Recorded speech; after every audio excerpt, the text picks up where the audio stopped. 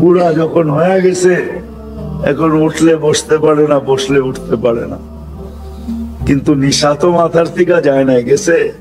অনর্থক সৃষ্টি। একটা জিনিস দিয়ে তুলনা করি, আপনার দিয়ে দেখাই।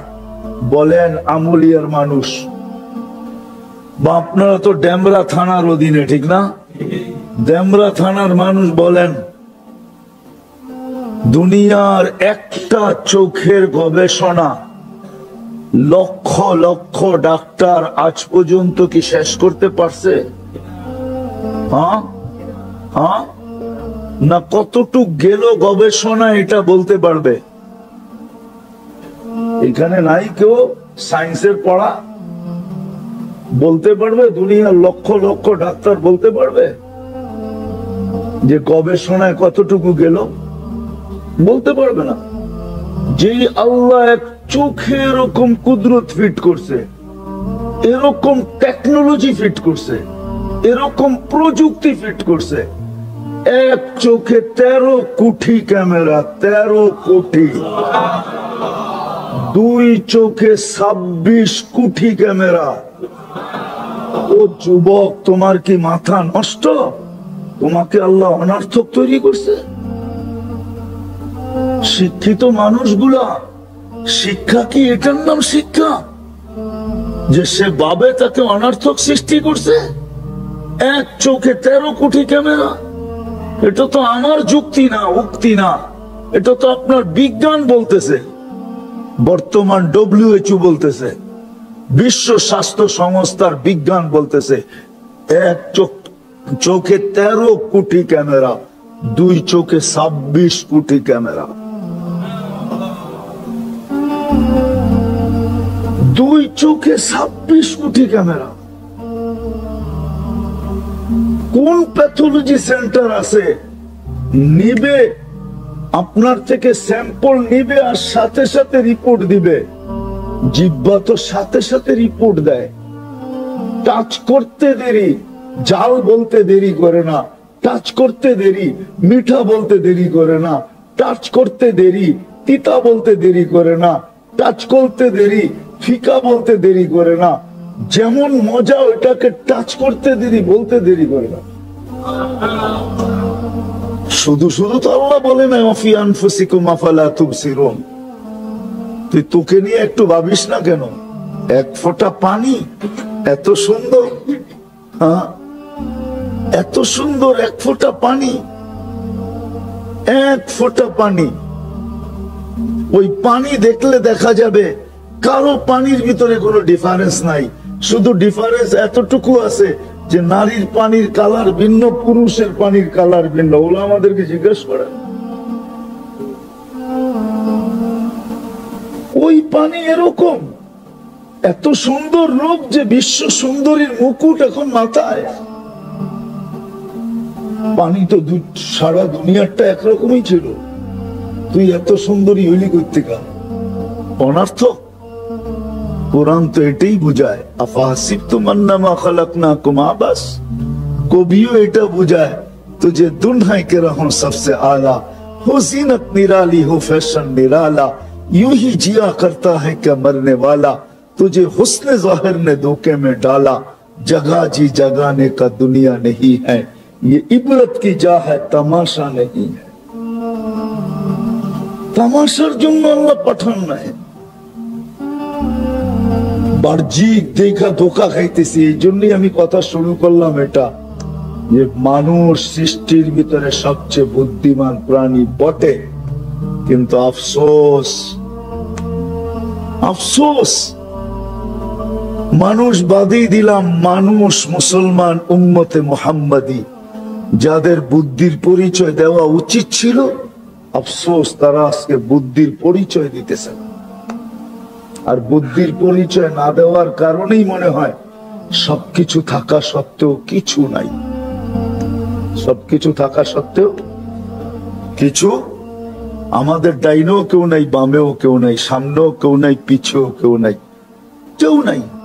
উপরে তাকাইলে দেখি আল্লাহ, আল্লাহ মনে হয় আমাদেরকে, আল্লাহ মনে হয় আমাদেরকে ছেড়া দিছেন, আল্লাহ নারাজ হয়ে গেছেন। আপনি মুসলিম বিশ্বের চিত্র দেখেন, আজকে চিত্র দেখেন মুসলিম বিশ্বের। কিন্তু যদি দুনিয়া দুনিয়া করেন তাহলে সবচেয়ে বেশি দুনিয়া মুসলমানদের কাছে, সবচেয়ে বেশি দুনিয়া কাদের কাছে?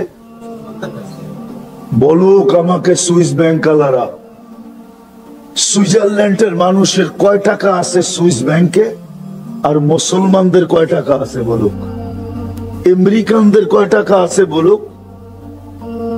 কানাডিয়ানদের কয় টাকা আছে বলুক? অস্ট্রেলিয়ানদের কয় টাকা আছে বলুক? ইউরোপিয়ানদের কয় টাকা আছে বলুক? সারা দুনিয়ার অমুসলিমদের কয় টাকা সুইস ব্যাংকে আছে বলুক? আর মুসলমানের কয় টাকা আছে বলুক? কার টাকা বেশি সুইস ব্যাংকে? আরে বলেন না, দুই একজন ব্যবসায়ী নাই এখানে? কার টাকা বেশি? দুনিয়ার সবচেয়ে বড় টাকা কাদের কাছে? দুনিয়ার সবচেয়ে বড় টাকা 4 দেশের কাছে। 1 নম্বর কুয়েত, দ্বিতীয় বাহরাইন, তৃতীয় ওমান, চতুর্থ ব্রুনাই। সবচেয়ে বড় টাকা এদের কাছে। এদের চেয়ে বড় কোনো টাকা দুনিয়াতে নাই। সব আছে, কিন্তু তারপরও মুসলমানের ডাইনেও কেউ নাই, বামেও কেউ নাই, সামনেও কেউ নাই, পিছেও কেউ নাই।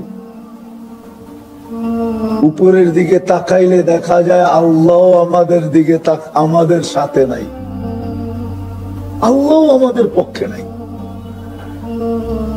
দুঃখে বলতেছি আপনাদেরকে, আপনারা তো মিডিয়া ফিলিস্তিন দেখেন, আমি তো 14 বছর আগে 2 চোখে দেখা আসছি।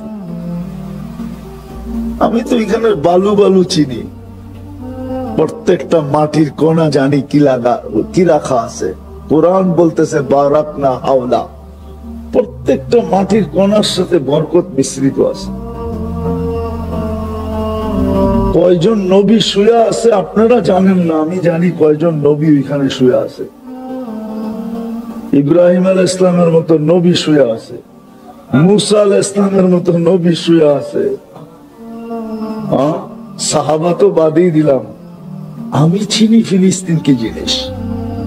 এই জন্য আমি বলতেছি, সারা দুনিয়ার মুসলমান আজকে যাদের কাছে সব আছে, তারপরে তাকাইলে দেখা যায় কিচ্ছু নাই। আপনারা আমার কথা মানবেন কি মানবেন না জানি না। আমাদের ঘরে যত পুরান কাপড় আলমারিতে আছে, চ্যালেঞ্জ আমার, দুনিয়ার সবচেয়ে ধনী বিল গেটসের বাড়িতেও পুরান কাপড় এতগুলো আলমারিতে নাই। মানে আপনাকে বিশ্বাস হবে না। নাই নাই নাই। ওরা যদি পুরান কাপড় আলমারিতে রাখতো, তাহলে আপনি প্রতি বছর শীতের ভিতরে কাপড় ইম্পোর্ট করতেন করতে। পুরান কাপড়ই তো বাংলাদেশে আসে, ঠিক না? কি ওরা যদি আলমারি তো রাখতো, আপনি কোত্থেকে পাইতেন? পুরান কাপড় রাখার সিস্টেম ওদের নাই। ওরা দামি কাপড় পরে না, ওরা মুসলমানের মতো বোকা না। মুসলমান বুদ্ধি হারায় আজকে বোকা হয়ে গেছে। ওরা দামি কাপড় পরে না, ওদের প্রবাদ বাক্য হলো দামি কাপড় পরে গাদা। মাটি খাটি সোনা আদা, দামি কাপড় পরে গাদা। ওরা দামি কাপড় পরে না। আমরা না ব্র্যান্ডের পিছনে দৌড়াইতে থাকি, ওরা ব্র্যান্ড বোঝে না। আমরা বলি ব্র্যান্ডের, ওরা তো ব্র্যান্ডের লুবি না। ওদের কোনো মতো হইলেই সে কাপড়ই পরে না, আবার ব্র্যান্ড টোকাইবো করতে কন। আরে বলেন না মারে, যারা কাপড়ই পরে না ওরা আবার ব্র্যান্ড টোকাবে করতে, ঠিক না? হ্যাঁ, বিকেনির আবার ব্র্যান্ড লাগে নাকি? হ্যাঁ কি? হ্যাঁ, হাফ প্যান্টের আবার ব্র্যান্ড লাগে নাকি? হ্যাঁ কি কোন? আর একটা শব্দ বলি, বুঝবেন কিনা, আমাদের গ্রাম্য শব্দ আর কি। সেন্টু গঞ্জি চিনেন? হ্যাঁ, এই যে কাটাটা, এটার নাম ছিল কি? গ্রাম্য শব্দ আর কি, যদিও উচ্চাঙ্গের শব্দ না। এই গেঞ্জির আবার ব্র্যান্ড লাগে নাকি? ওরা তো এটি পরে। হ্যাঁ, কোন রকম একটা টি শার্ট হইলেই হয়েছে। আমাদের মতো ব্র্যান্ড টোকায় না। এই জন্যই তো আজকে মুসলমানের সব আছে, কিচ্ছু নাই। এখন ডাইনে তাকাইলে দেখা যায় কেউ নাই, বামে তাকাইলে দেখা যায় কেউ নাই, সামনে তাকাইলে দেখা যায় কেউ নাই, পিছে তাকাইলে দেখা যায় কেউ নাই। আর উপরে তো আল্লাহ আমাদেরকে মনে হয় নারাজি হয়ে গেছেন, আমাদেরকে ছেড়া দিছেন, যার কারণে মুসলমান 200 কোটি দুনিয়াতে। 70% সম্পদ দুনিয়ার মুসলমানের কাছে, 30% বাকি অমুসলিমদের কাছে। তারপরও মুসলমানদের দুরবস্থা ওই কারণেই যে আসলে মুসলমান বুদ্ধি তো দিছিলেন আল্লাহ বটে, বুদ্ধিমান তো বানাইছিলেন, যে মুসলমান বড় বুদ্ধিমান, উম্মতে মুহাম্মদী আরো বুদ্ধিমান। এর চেয়ে বেশি বুদ্ধি আল্লাহ কোন উম্মতকে দেন নাই। রাগ হয়ে গেলেন? বুঝলেন না? কোন উম্মতের যুগে প্লেন ছিল নাকি? প্লেন কোন উম্মতের যুগে? আরে বলেন না, মুহাম্মদী উম্মতের যুগে, ঠিক না? কম্পিউটার, অ্যান্ড্রয়েড সেট, উম্মতে মুহাম্মদীকে আল্লাহ সবচেয়ে বেশি বুদ্ধি দিছিলেন, কিন্তু আফসোস কাজে লাগাইতে পারলাম না। বুদ্ধি দিছিলেন ক্ষণস্থায়ীর পিছনে লাগানোর জন্য না, বুদ্ধি দিছিলেন 2 কাজ করার জন্য, 2 কাজ করার জন্য। এই জন্য এক হাদিসের একটা অংশ আছে, আম্মিরুহা ওয়ালা তুখাররিবুহা। দিছিলেন 2 কারণে, 2 কারণে বুদ্ধি দিছিলেন আমাদেরকে, সবচেয়ে বড় বুদ্ধি দিছিলেন 2 কারণে। আপনাদেরকে আমি একটা উদাহরণ দিয়ে বোঝাই, বুঝবেন কিনা জানি না। মাগরিবে তো এইখানে নামাজ পড়লাম, ঠিক না? মাগরিবে কিন্তু উচিত ছিল মসজিদে উপচে পড়া ভিড় হওয়া। উপচে পড়া ভিড় বুঝেন তো কি? পাও রাখার যেন জায়গা না হয়, ঠিক না? আপনি বলবেন কেন মাগরিবে উপচে পড়া ভিড় হবে কেন? তা আমি দেখাইতেছি। উপচে পড়া ভিড় হওয়ার কথা ছিল যে মাগরিবের নামাজটা পড়বে, সালামটা ফিরাবে, সাথে সাথে 7 বার পড়বে আল্লাহুম্মা আজিরনি। আমার সাথে পড়েন, আল্লাহুম্মা আজিরনি মিনান নার। 7 বার পড়বে।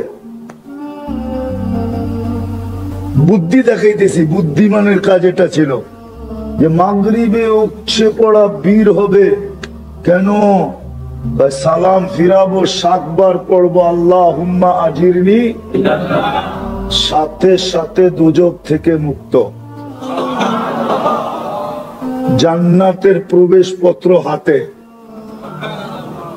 ফজরের আগে যদি মৌত হইল শাহাদাতের মৌত, আর শাহাদাতের মৌতের কারণেই বাকি 2টা মিলবে। যার শাহাদাতের মৌত মিলল সে দুজক থেকে মুক্ত না? মুক্ত না। তারপরে শহীদ দুজকে যাইব নাকি? আর জান্নাত শহীদ যাবে তো যাবে কোথায়? তো জান্নাতের প্রবেশপত্র মিলতো না? মিলতো না। কিন্তু মাগরিবে তো মুসল্লি হইল না। এরা তো যারাই আসছে মাগরিবের পরে আওয়াজ শুনে আসছে। কি বুদ্ধিমান হলে তো মাগরিবে উপচে পড়া কি হইতো? সব গাড়ি থেমে যেত, মসজিদের আগে পিছে সব গাড়ি আর গাড়ি, মানুষ ছুটে আসতো। কেন? 12 ঘন্টার বুদ্ধিমানের কাজ করতে চাই। ফজরের আগে মরলে যেন শাহাদাতের মৌত, জাহান্নাম থেকে জান্নাতের প্রবেশপত্র। বলেন এটা কি বুদ্ধিমানের কাজ ছিল না? হ্যাঁ, কিন্তু কয়জন বুদ্ধিমানের কাজ করছে? এরকম ফজরে উপচে পড়া ভিড় হইতো। ফজরে উপচে পড়া ভিড় হইতো কেন? তো ফজরের পরে আবার 7 বার যদি পড়ি সূর্য ডুবার 1 সেকেন্ড আগেও যদি মারা যায়, 1 সেকেন্ড আগে, তো শাহাদাতের মৌত মিলবে, দোজখ থেকে মুক্তি মিলবে, জান্নাতে প্রবেশ অধিকার মিলবে। ফজরে উঠছে বড় বীর হইতো। আমার তো বিশ্বাস ফজর এখানে এক কাতার হয় কিনা সন্দেহ আছে। ইমাম সাহেব ভালো বলতে পারবে, এক কাতার হয় কিনা সন্দেহ আছে আমার এখানে। এক কাতার হয় না, অথচ ফজরে উঠছে বড় বীর হওয়ার কথা ছিল। আমাদের কিতাব রাখেন, ইহুদিদের কিতাবে লেখা আছে মুসলমানের জুমা আর ফজরের লোক সংখ্যা যেদিন থেকে এক সম পরিমাণ হবে, ওই দিন থেকে মুসলমানদের বিজয়ের পালা শুরু হবে।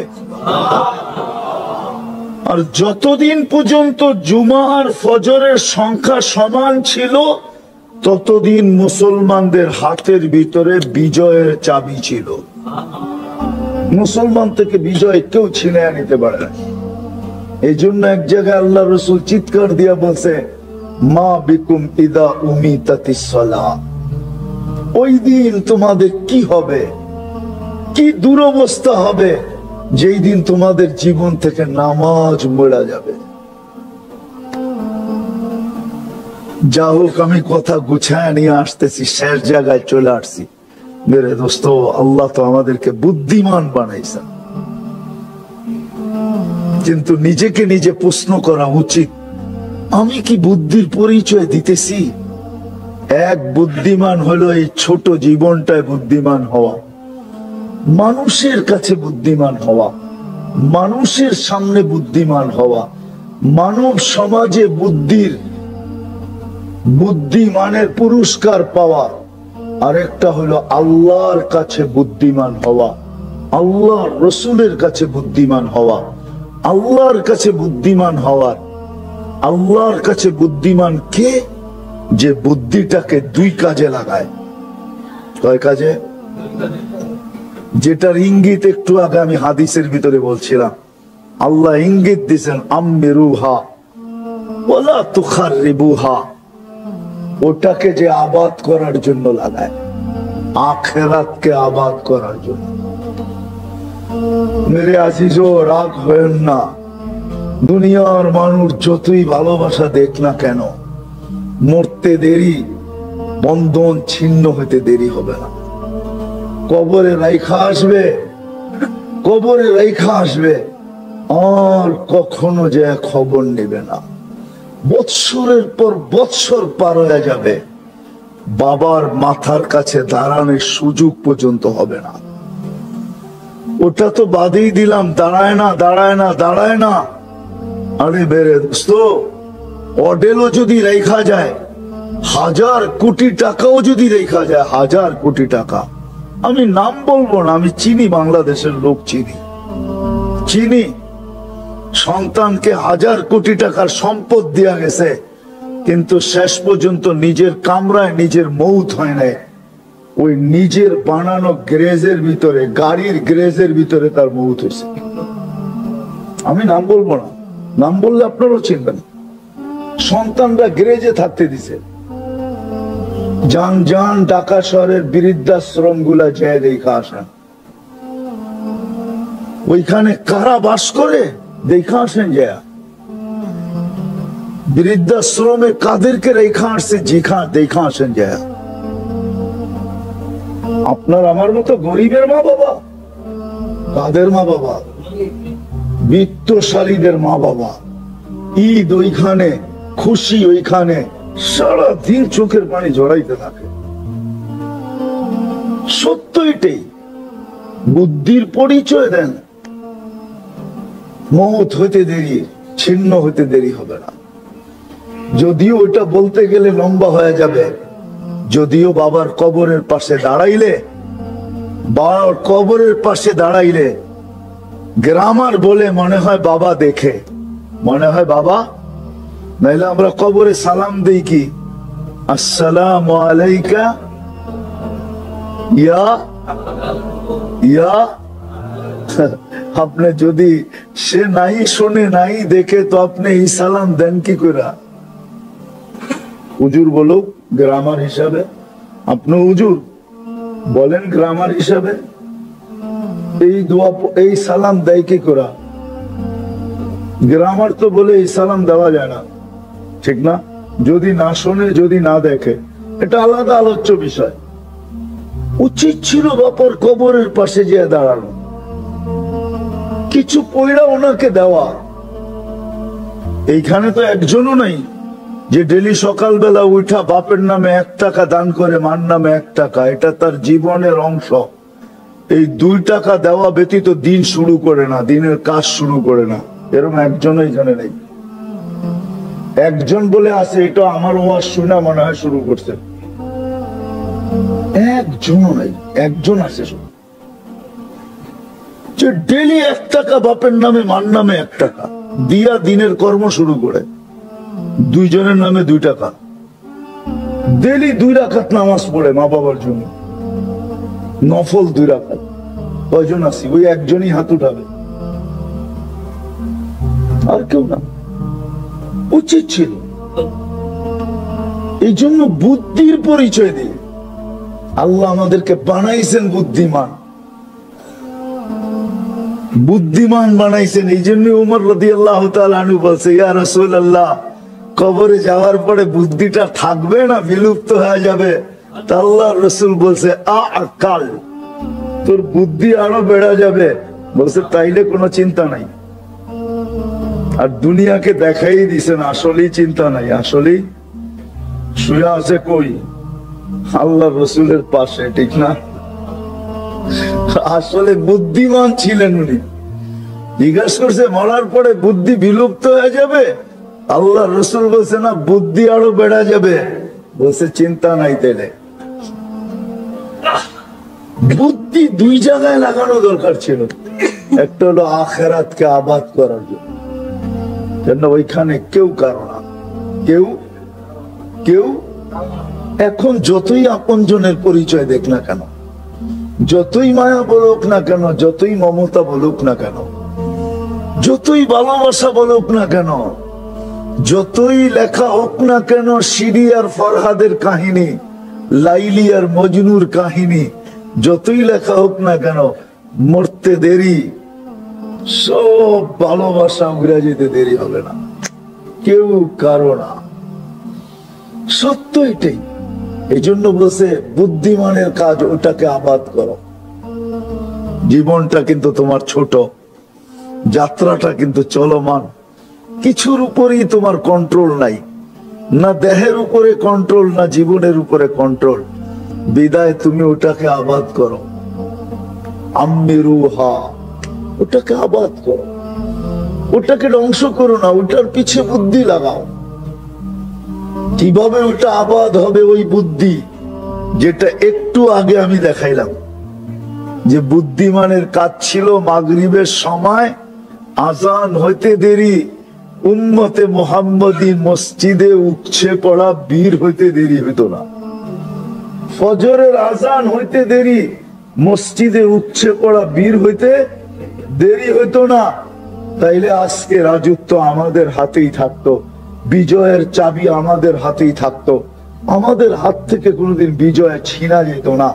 আর এখন আমরা বিজয়ের জন্য চিৎকার দিতে হইতো না, কাঁদতে হইতো না। আপনি বলবেন আপনি এটা কোত্থেকে পাইলেন? ইহুদিদের কিতাবে এখনো লেখা আছে। প্রমাণ চান? আমি প্রমাণ আইনা দিতে পারবো আপনাদেরকে। ইহুদিরা ওদের কিতাবের কথা খুব মানে, এই জন্যই তো মুসলমানদেরকে লাগায়া দিছে ডিশের ভিতরে। সারা রাত ডিশ দেখতে দেখতে ট্যাও হয়ে যাবি, ফজরের আজান হবে, তোর খবরও হবে না কোন দিক দিয়ে আজান হইলো। সূর্য আইসা তোকে ধাক্কায় ধাক্কায় উঠাবে। এই জন্যই তো ওরা এগুলো করছে। সারা রাত্র ডিশ দেখতে থাকে, যুবকরা সারা রাত্র নেটের ভিতরে ঘুরতে থাকে, মা বোনরা পর্যন্ত সারা রাত্র নেট দেখতে থাকে। আল্লাহ আমাদেরকে পছন্দ করছে।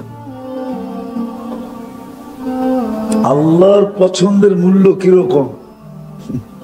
আল্লাহ যেমন তার পছন্দের মূল্য তেমন, ঠিক না? প্রধানমন্ত্রী যেরকম তার পছন্দের মূল্য সেরকম, না এটাতে দ্বিধা আছে, না এটাতে মতভেদ আছে, না এটাতে মত বিরোধ আছে, না এটার ভিতরে দ্বন্দ্ব আছে। প্রধানমন্ত্রী পছন্দ করছে। প্রধানমন্ত্রীর পছন্দ যদি এত মূল্য হইতে পারে আর এত ফুর্তি আর খুশির কারণ হইতে পারে, তাহলে আপনাকে আমাকে তো মুসলমান হিসাবে আল্লাহ পছন্দ করছে, মানুষ হিসাবে আল্লাহ পছন্দ করছে, মুসলমান হিসাবে আল্লাহ পছন্দ করছে। আরেকটা নাইলে নাই বললাম, উম্মতে মুহাম্মদী হিসাবে আল্লাহ পছন্দ করছে। তাহলে মানুষ হিসাবেও আপনি পছন্দনীয় কার? মুসলমান হিসাবেও পছন্দনীয় কার? উম্মত হিসাবেও পছন্দনীয় কার? বলেন এই তিন পছন্দের আপনার কাছে মূল্য কতটুকু আছে? একজনও তো বলতে পারবে না যে আমি আজ পর্যন্ত 2 রাকাত শুকরিয়ার নামাজ পড়ছি। রাগ হয়ে গেলেন? একজন বলতে পারবেন যে আমি শুকরিয়াতান 2 রাকাত নফল নামাজ পড়ছি আর বলছি আল্লাহ তোমার শুকুর, তুমি আমাকে মানুষও বানাইলা পছন্দ করা, মুসলমানও বানাইলা পছন্দ করা, উম্মতে মুহাম্মদীও বানাইলা পছন্দ করা, বিদায় তোমাকে একটা থ্যাংক ইউ দিলাম। কি বলছি আজ পর্যন্ত? না, মনে হয় রাগ হয়ে গেলেন। উচিত ছিল কি ছিল না? হ্যাঁ, আল্লাহকে একটা থ্যাঙ্কস বলা উচিত ছিল না ছিল না? কিন্তু বলি তো নাই।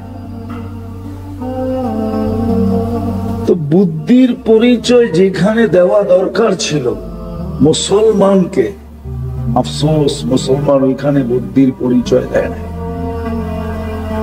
যদিও জীবনটা ছোট, গতি রোধ করার যদিও সুযোগ আমার কাছে নাই, আমি গতি রোধ করতে পারবো না। যদিও যাত্রা 24 ঘন্টা চলমান, চাবি কাঠি আমার হাতে না। আমাদের যাত্রা কিন্তু 24 ঘন্টা চলমান। এই যাত্রা আপনি থামাইতে পারবেন না।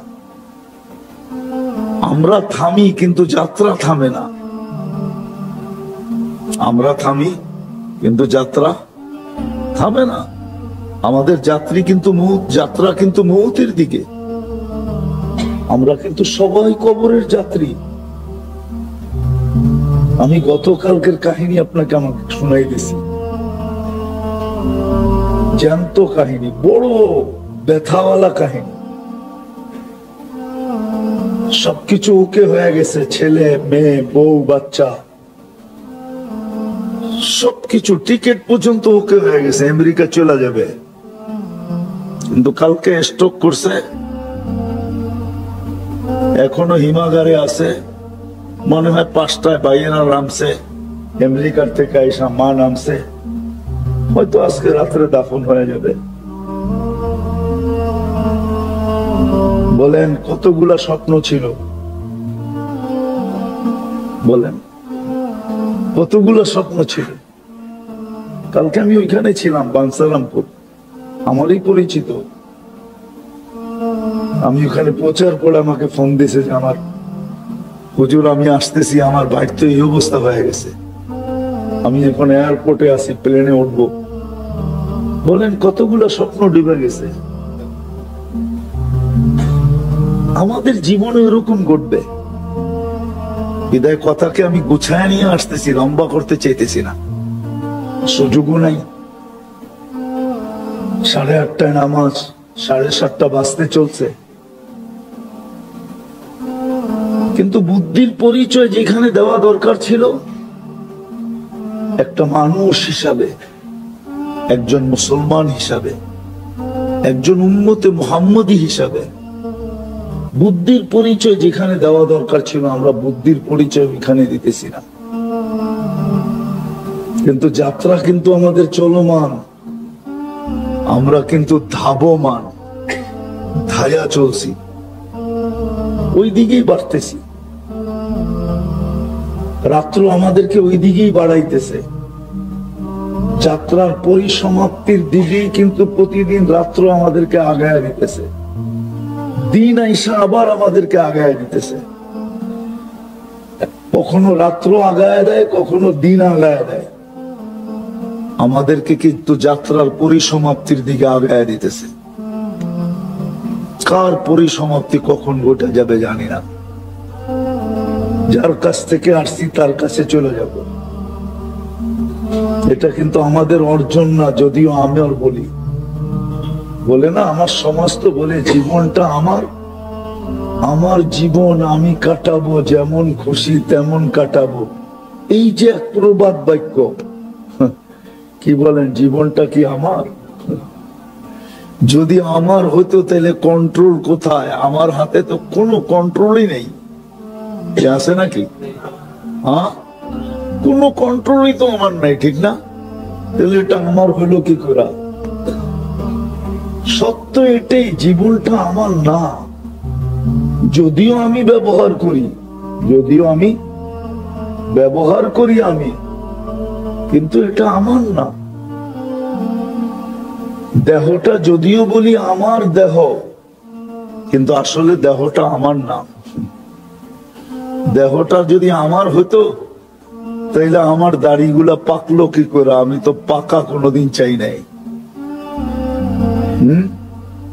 কি বলেন?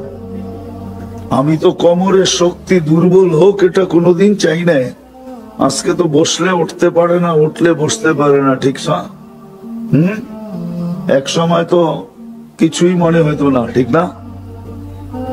যৌবনে কিছু মনে হইতো?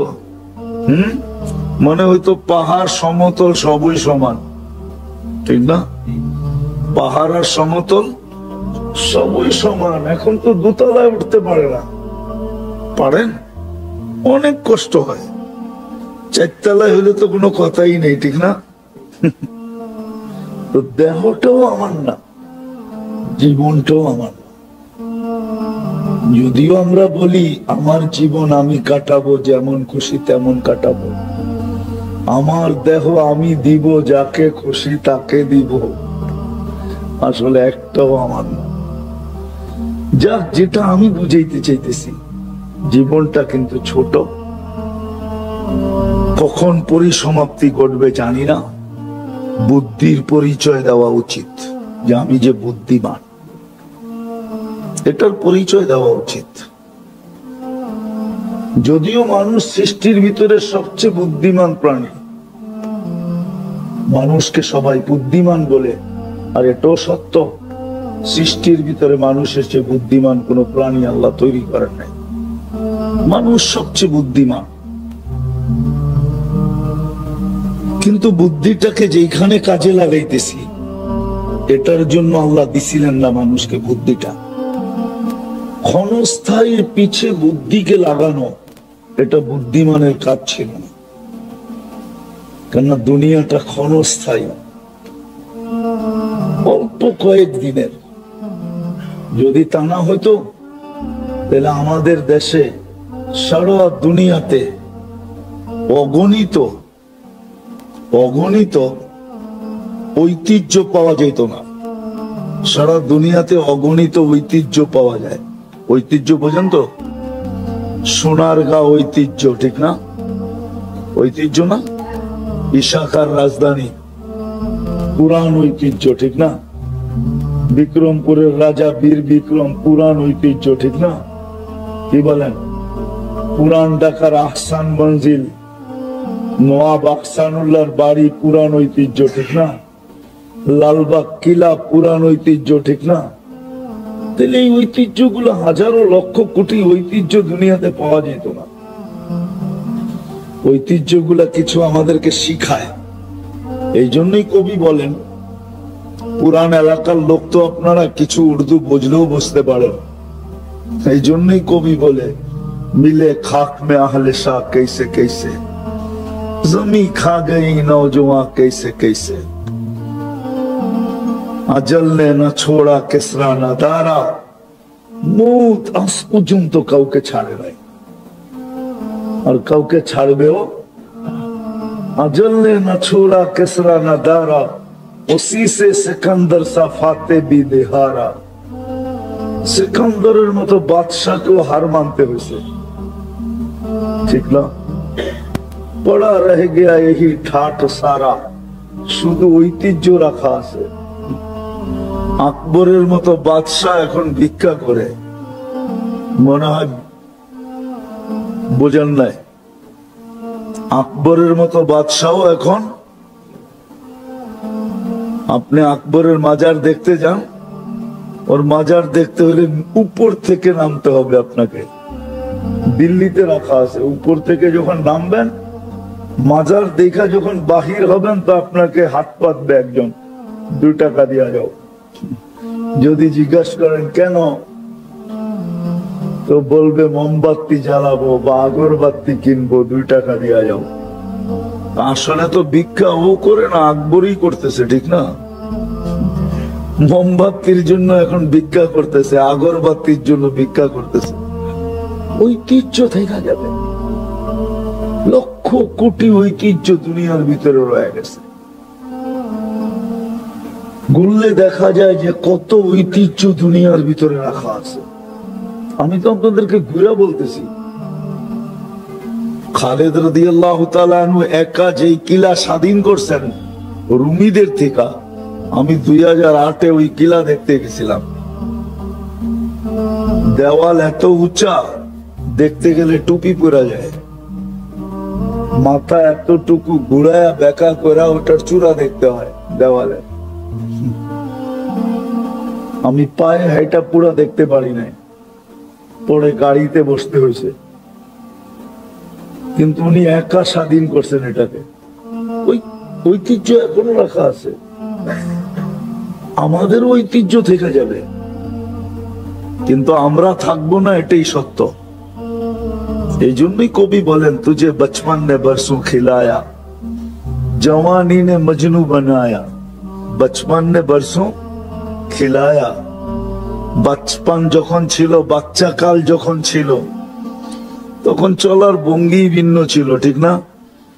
লঙ্গি পরলেই কি আর না পরলেই কি, ঠিক না?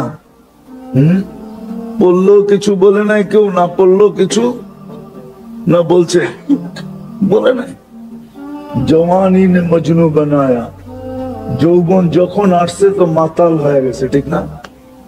আজকাল দেখেন না, যুবক একা যখন চলে তখন এক স্টাইল, পায়ে যখন চলে তখন এক স্টাইল, মোটর সাইকেলে উঠলে আরেক স্টাইল, ঠিক না? আর যদি পিছে কেউ থাকে তাহলে তো কোনো কথাই নেই। হুজুরও তো হাইসা দিছে দেখা যায়, পিছে কেউ থাকলে তো কোনো কথাই নেই, বোঝেন না? আপনারা বুঝার হয়তো নাও বুঝতে পারেন, যারা যুবক আছে এরা বুঝছে, আমার ইঙ্গিত বুঝা ফেলছে যে পিছে কেউ থাকলে তো কোনো কথাই নেই, ঠিক না? তো যৌবন আইসা মাতাল বানায় দিছে। বুড়া পে আকে ফের কেয়া কেয়া সে তায়া, বুড়া যখন হয়ে গেছে এখন উঠলে বসতে পারে না, বসলে উঠতে পারে না, কিন্তু নিশা তো মাথার থেকে যায় না, গেছে। এই জন্য কবি বলে, নিশা তো যায় না, তুঝে দুনহায় কে রহো সবসে আলা, तुझे दुन है कि रहो सबसे आला, वो जीनत निराली हो फैशन निराला, यूं ही जिया करता है क्या मरने वाला, तुझे हुस्न जाहिर ने धोखे में डाला, जगह जी लगाने का दुनिया नहीं है, ये इबरत की जा है तमाशा नहीं है, अफहसिबतुम अन्नमा खलकनाकुम आबस, धारणा की अनर्थक सृष्टि। একটা জিনিস দিয়ে তুলনা করি, আপনার দিয়ে দেখাই, বলেন আমুলিয়ার মানুষ, বা আপনারা তো ডেমরা থানার অধীনে, ঠিক না? ডেমরা থানার মানুষ বলেন, দুনিয়ার একটা চোখের গবেষণা লক্ষ লক্ষ ডাক্তার আজ পর্যন্ত কি শেষ করতে পারছে? হ্যাঁ হ্যাঁ না, কতটুক গেল গবেষণা এটা বলতে পারবে? এখানে নাই কেউ সায়েন্সের পড়া, বলতে পারবে? দুনিয়ার লক্ষ লক্ষ ডাক্তার বলতে পারবে যে গবেষণায় কতটুকু গেল? বলতে পারবে না। যেই আল্লাহ এক চোখে এরকম কুদরত ফিট করছে, এরকম টেকনোলজি ফিট করছে, এরকম প্রযুক্তি ফিট করছে, এক চোখে 13 কোটি ক্যামেরা, 13 কোটি, দুই চোখে 26 কোটি ক্যামেরা।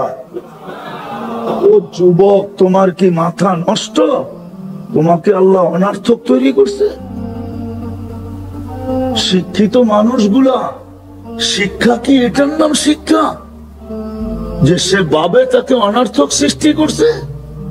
এক চোখে 13 কোটি ক্যামেরা, এটা তো আমার যুক্তি না, উক্তি না, এটা তো আপনার বিজ্ঞান বলতেছে। বর্তমান WHO বলতেছে, বিশ্ব স্বাস্থ্য সংস্থার বিজ্ঞান বলতেছে, এক চোখে 13 কোটি ক্যামেরা, দুই চোখে 26 কোটি ক্যামেরা। দুই চোখে 26 কোটি ক্যামেরা। কোন প্যাথোলজি সেন্টার আছে নিবে আপনার থেকে স্যাম্পল নিবে আর সাথে সাথে রিপোর্ট দিবে? জিহ্বা তো সাথে সাথে রিপোর্ট দেয়। টাচ করতে দেরি, জাল বলতে দেরি করে না। টাচ করতে দেরি, মিঠা বলতে দেরি করে না। টাচ করতে দেরি, তিতা বলতে দেরি করে না। টাচ করতে দেরি, ফিকা বলতে দেরি করে না। যেমন মজা ওটাকে টাচ করতে দেরি, বলতে দেরি করে না। শুধু শুধু তো আল্লাহ বলে না ওয়াফি আনফুসিকুম আফালা তুবসিরুন। তুই তোকে নিয়ে একটু ভাবিস না কেন? এক ফোঁটা পানি এত সুন্দর, হ্যাঁ এত সুন্দর এক ফোঁটা পানি, এক ফোঁটা পানি। ওই পানি দেখলে দেখা যাবে কারো পানির ভিতরে কোনো ডিফারেন্স নাই। শুধু ডিফারেন্স এতটুকু আছে যে নারীর পানির কালার ভিন্ন, পুরুষের পানির কালার ভিন্ন। ওগুলো আমাদেরকে জিজ্ঞেস করে। ওই পানি এরকম এত সুন্দর রূপ যে বিশ্ব সুন্দরীর মুকুট এখন মাথায়।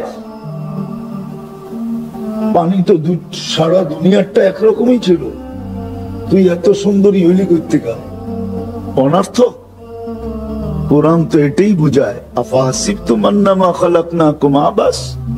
কবিও এটা বুঝায়, তুঝে দুনিয়া के रहूं सबसे आला, हो जीनत निराली हो फैशन निराला, यूं ही जिया करता है क्या मरने वाला, तुझे हुस्न ज़ाहिर ने धोखे में डाला, जगह जी जगाने का दुनिया नहीं है, ये इबरत की जा है तमाशा नहीं है। তামাশার জন্য আল্লাহ পাঠান নাই। বাহ্যিক দেখা ধোকা খাইতেছি। এই জন্যই আমি কথা শুরু করলাম এটা, যে মানুষ সৃষ্টির ভিতরে সবচেয়ে বুদ্ধিমান প্রাণী বটে, কিন্তু আফসোস, আফসোস মানুষ বাদই দিলাম, মানুষ মুসলমান উম্মতে মুহাম্মাদি যাদের বুদ্ধির পরিচয় দেওয়া উচিত ছিল, আফসোস তারা আজকে বুদ্ধির পরিচয় দিতেছে। আর বুদ্ধির পরিচয় না দেওয়ার কারণেই মনে হয় সবকিছু থাকা সত্ত্বেও কিছু নাই। সবকিছু থাকা সত্ত্বেও কিছু, আমাদের ডাইনেও কেউ নাই, বামেও কেউ নাই, সামনেও কেউ নাই, পিছেও কেউ নাই, কেউ নাই। উপরে তাকাইলে দেখি আল্লাহ, আল্লাহ মনে হয় আমাদেরকে, আল্লাহ মনে হয় আমাদেরকে ছেড়া দিচ্ছেন, আল্লাহ নারাজ হয়ে গেছেন। আপনি মুসলিম বিশ্বের চিত্র দেখেন, আজকে চিত্র দেখেন মুসলিম বিশ্বের। কিন্তু যদি দুনিয়া দুনিয়া করেন, তাহলে সবচেয়ে বেশি দুনিয়া মুসলমানদের কাছে। সবচেয়ে বেশি দুনিয়া কাদের কাছে? বলুক আমাকে সুইস ব্যাংক আলারা। সুইজারল্যান্ডের মানুষের কয় টাকা আছে সুইস ব্যাংকে, আর মুসলমানদের কয় টাকা আছে বলুক? আমেরিকানদের কয় টাকা আছে বলুক? কানাডিয়ানদের কয় টাকা আছে বলুক? অস্ট্রেলিয়ানদের কয় টাকা আছে বলুক? ইউরোপিয়ানদের কয় টাকা আছে বলুক? সারা দুনিয়ার অমুসলিমদের কয় টাকা সুইস ব্যাংকে আছে বলুক? আর মুসলমানের কয় টাকা আছে বলুক? কার টাকা বেশি সুইস ব্যাংকে? আরে বলেন না, দুই একজন ব্যবসায়ী নাই এখানে? কার টাকা বেশি? দুনিয়ার সবচেয়ে বড় টাকা কাদের কাছে? দুনিয়ার সবচেয়ে বড় টাকা 4 দেশের কাছে। 1 নম্বর কুয়েত, দ্বিতীয় বাহরাইন, তৃতীয় ওমান, চতুর্থ ব্রুনাই। সবচেয়ে বড় টাকা এদের কাছে। এদের চেয়ে বড় কোনো টাকা দুনিয়াতে নাই। সব আছে, কিন্তু তারপরও মুসলমানের ডাইনেও কেউ নাই, বামেও কেউ নাই, সামনেও কেউ নাই, পিছেও কেউ নাই।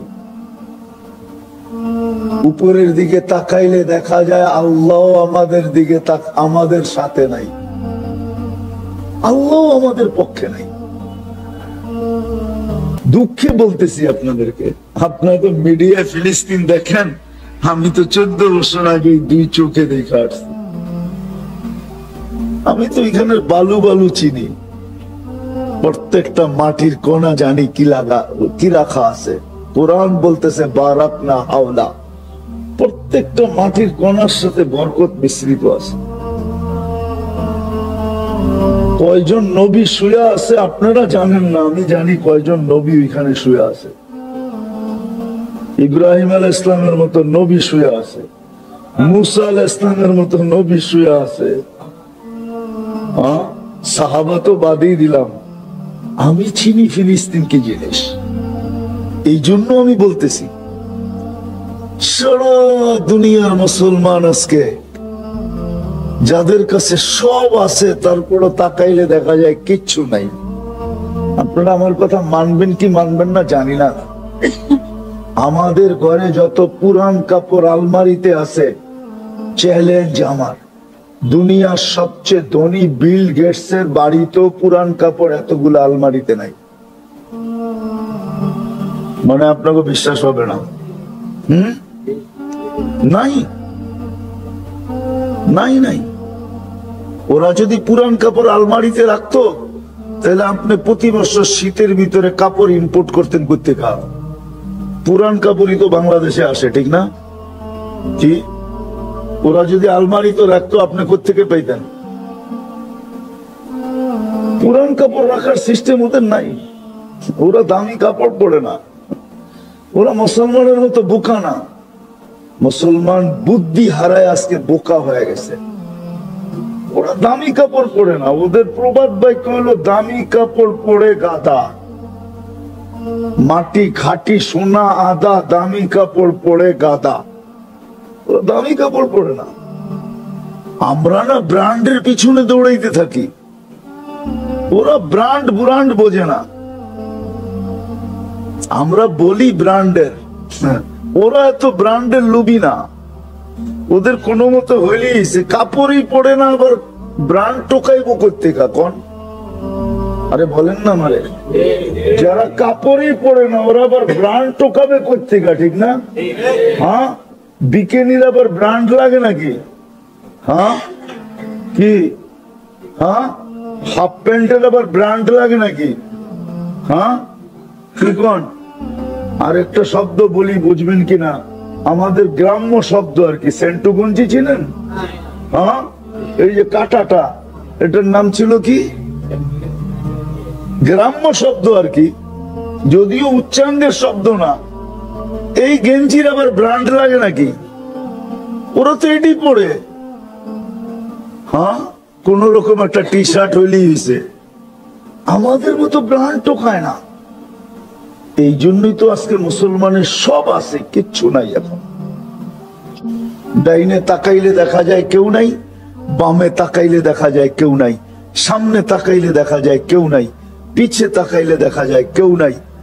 আর উপরে তো আল্লাহ আমাদেরকে মনে হয় নারাজি হয়ে গেছেন, আমাদেরকে ছেড়া দিছেন, যার কারণে মুসলমান 200 কোটি দুনিয়াতে। 70% সম্পদ দুনিয়ার মুসলমানের কাছে, 30% বাকি অমুসলিমদের কাছে। তারপরও মুসলমানদের অবস্থা ওই কারণেই যে আসলে মুসলমান বুদ্ধি তো দিছিলেন আল্লাহ বটে,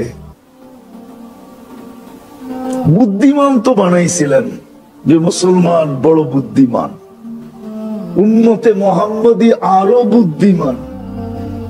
এর চেয়ে বেশি বুদ্ধি আল্লাহ কোন উম্মতকে দেন নাই। রাগ হয়ে গেলেন? বুঝলেন না? কোন উম্মতের যুগে প্লেন ছিল নাকি? প্লেন কোন উম্মতের যুগে? আরে বলেন না, মুহাম্মদী উম্মতের যুগে, ঠিক না? কম্পিউটার, অ্যান্ড্রয়েড সেট, উম্মতে মুহাম্মদীকে আল্লাহ সবচেয়ে বেশি বুদ্ধি দিছিলেন, কিন্তু আফসোস কাজে লাগাইতে পারলাম না। বুদ্ধি দিছিলেন ক্ষণস্থায়ীর পিছনে লাগানোর জন্য না, বুদ্ধি দিছিলেন দুই কাজ করার জন্য, দুই কাজ করার জন্য।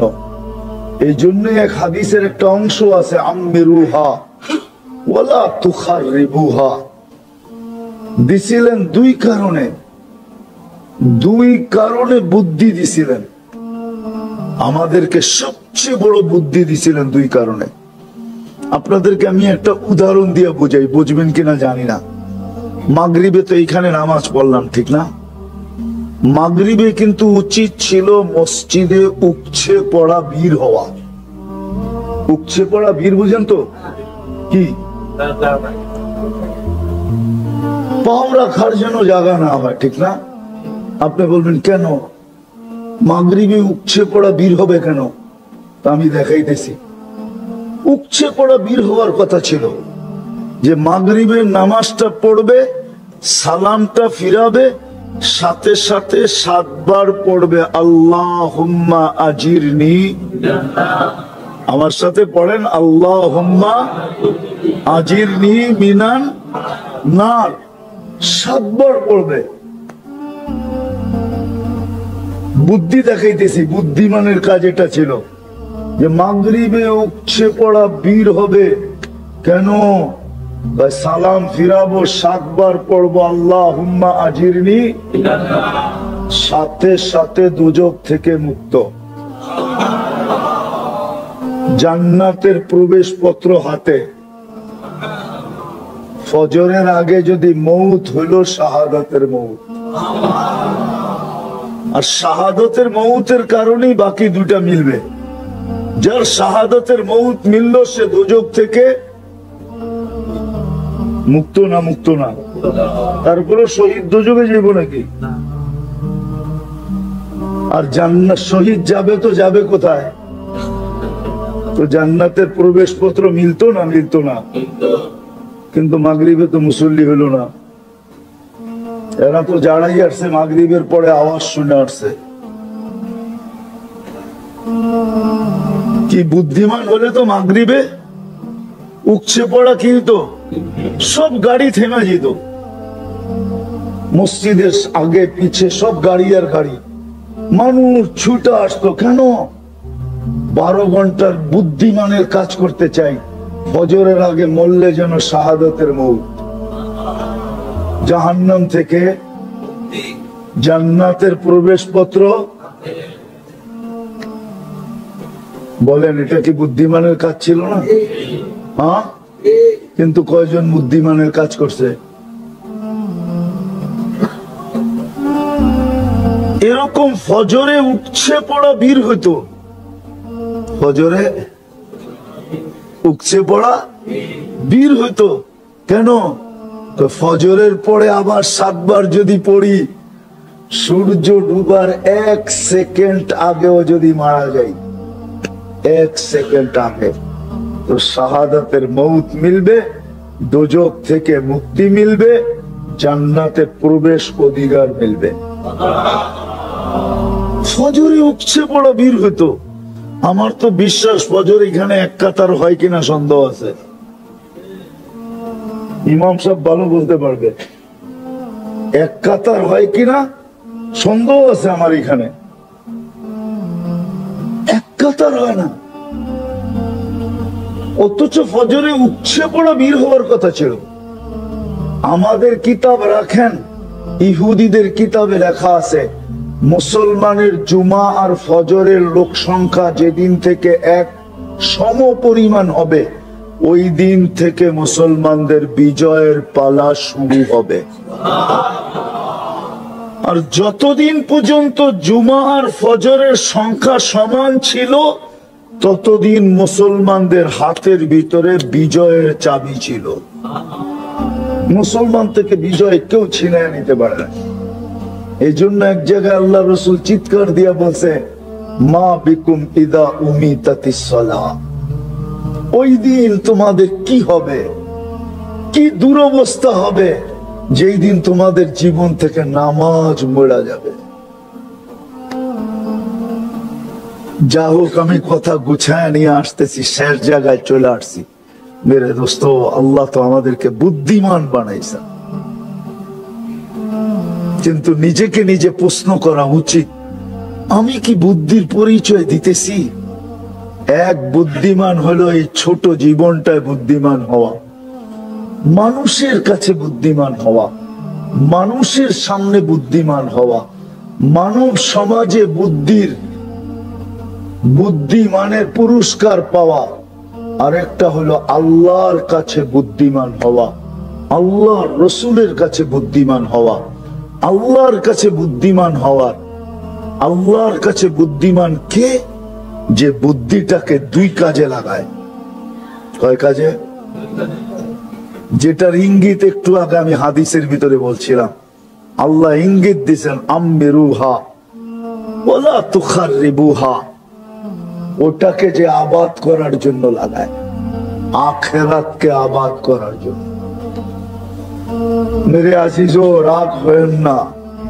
দুনিয়ার মানুষ যতই ভালোবাসা দেখ না কেন, মরতে দেরি, বন্ধন ছিন্ন হতে দেরি হবে না। কবরে রাইখা আসবে, কবরে রাইখা আসবে, আর কখনো যে খবর নেবে না। বৎসরের পর বৎসর পার হয়ে যাবে, বাবার মাথার কাছে দাঁড়ানোর সুযোগ পর্যন্ত হবে না। ওটা তো বাদেই দিলাম, দাঁড়ায় না, দাঁড়ায় না, দাঁড়ায় না। আরে বেরে দোস্ত, অডেলও যদি রেখা যায়, 1000 কোটি টাকাও যদি রেখা যায়, 1000 কোটি টাকা, আমি নাম বলবো না, আমি চিনি, বাংলাদেশের লোক চিনি। সন্তানকে 1000 কোটি টাকার সম্পদ দেয়া গেছে, কিন্তু শেষ পর্যন্ত নিজের কামরায় নিজের মৌত হয় নাই। ওই নিজের বানানো গ্যারেজের ভিতরে, গাড়ির গ্যারেজের ভিতরে তার মৌত হয়েছে। আমি নাম বলবো না, নাম বললে আপনারাও চিনবেন। সন্তানরা গ্যারেজে থাকতে দিছে। যান ঢাকা শহরের বৃদ্ধাশ্রম গুলা যায় রেখা আসেন, ওইখানে কারা বাস করে দেখা আসেন। যায় বৃদ্ধাশ্রমে কাদেরকে রেখা আসছে দেখা আসেন। যায় আপনার আমার মতো গরিবের মা বাবা, কাদের মা বাবা? বিত্তশালীদের মা বাবা। ঈদ ওইখানে, খুশি ওইখানে, সারাদিন চোখের পানি জড়াইতে থাকে। সত্য এটাই। বুদ্ধির পরিচয় দেন, মৌত হইতে দেরি, ছিন্ন হইতে দেরি হবে না। যদিও ওইটা বলতে গেলে লম্বা হয়ে যাবে, যদিও বাবার কবরের পাশে দাঁড়াইলে, বাবার কবরের পাশে দাঁড়াইলে গ্রামার বলে মনে হয় বাবা দেখে, মনে হয় বাবা।